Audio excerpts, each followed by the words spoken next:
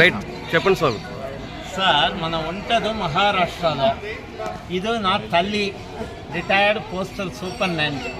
ఇవాళ పుట్టినరోజు, ఆయనకి ఏజ్ ఇవాళ 99 స్టార్ట్ అవుతుంది. ప్రతి సంవత్సరం అన్నామలై వచ్చి గిరి ప్రదక్షిణ నడుస్తూనే చేస్తారు.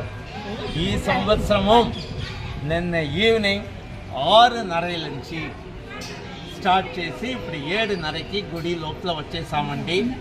14 కిలోమీటర్కి టోటల్ 13 అవర్స్ తీసుకున్నారు. ఏజ్ అయినప్పుడు కూడా నడుస్తారు, కానీ కొంచెం మెల్లిగా నడుస్తారండి. అన్ని దేవుడి దయ, రమణ భగవాన్ దయ, అందరూ మనకు సహాయమే చేస్తారు. గిరి ప్రదక్షిణ మీరు చేశారంటే మీకు లైఫ్లో ఏ ప్రాబ్లము రాదు అంటే రమణ మహర్షి చెప్తున్నారు, మనం చెప్పలేదు. అది రమణ మహర్షి. పౌర్ణమిలో మాత్రం చేయాలా, అలా ఏమి కండిషన్ లేవు, ఎప్పుడు చేయొచ్చు, అన్ని రోజులు చేయొచ్చు గిరి ప్రదక్షిణం. అందుకే నా రిక్వెస్ట్, ఎప్పుడు మీకు టైం దొరుకుతుందో అన్నామలై వచ్చేసారంటే ఒక్క గిరి ప్రదక్షిణం ప్లీజ్ చేయొచ్చు, ఏ ప్రాబ్లము లేకుండా. ఇప్పుడు బాగానే ఉన్నారు, 99 ఏజ్కు మంచితనంగా చేస్తారు.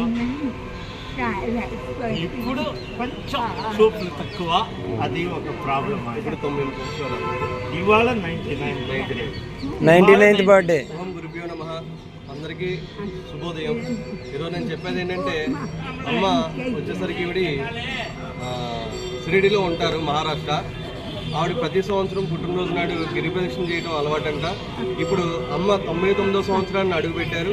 ఈ 99వ సంవత్సరం కూడా గిరి ప్రదక్షిణ నిన్న సాయంత్రం 6:30 స్టార్ట్ చేసి ఈరోజు 7:30 వరకు పూర్తి చేసుకుని వచ్చారు.